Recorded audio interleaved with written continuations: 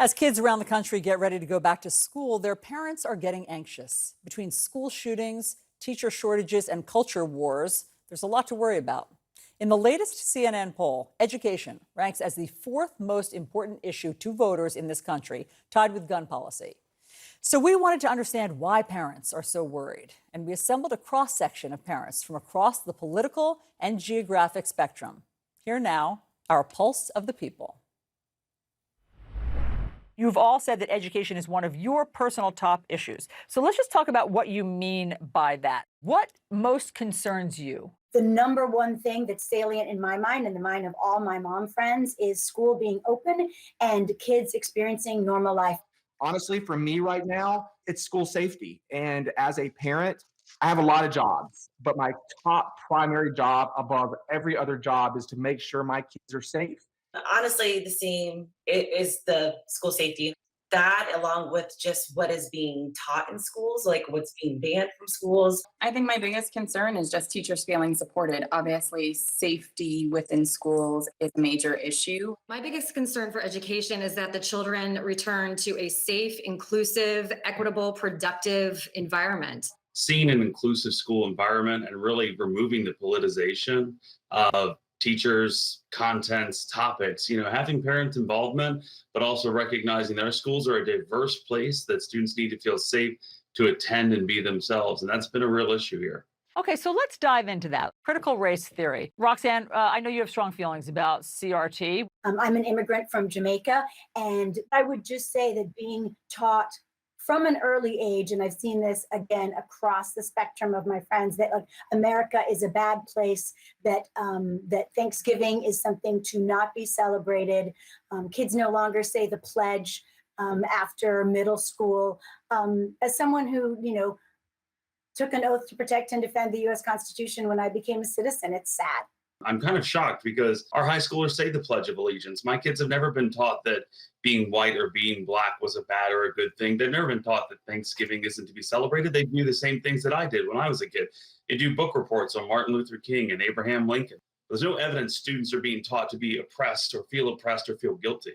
No one's teaching critical race theory. All they're wanting to do is just to add more truth to the history because a lot of the truth is not there. The fact is that when there's so much focus on the things that are tangential as opposed to here's history, here's reading, writing, and arithmetic, and it's really a crying shame that we get distracted. And we also, that we tell Black kids, essentially, you can't get anywhere unless a white person gives you permission to do so. But just help me understand, what have your twins been told, just so I have a concrete example? So I try not to talk about them because they have their own lives and that's their own business. I'm sitting in Charleston right now. I'm in a 210-year-old building, and I'm 3 blocks from the slave market where the majority of slaves came into America. Here, slavery and the history of slavery and racism is embedded into our culture. We have to acknowledge it, but we shouldn't be teaching our kids that, one, white people are inherently racist, because that's not true. We need cultural competence training. We need implicit bias training. We need tolerance, inclusion, and awareness to go into the world and to communicate and connect. And we're preparing our kids for that. What's wrong with that? If CRT is bad, show me a concrete example. Show me the policy. I've seen elementary kids be divided into groups on the basis of race and told, and by the way, it's 2022, there's a lot of miscegenation here. How do you pick whether you're Black, whether you're white, whether you're an ally? The fact is that I happen to think segregation is bad, and I'm not going to let that go. Let's move on. Let's do the gender, sexuality, transgender issues of kids in school and whether or not, just how it's being addressed. One of my children is gay. They're trying to push the don't say gay.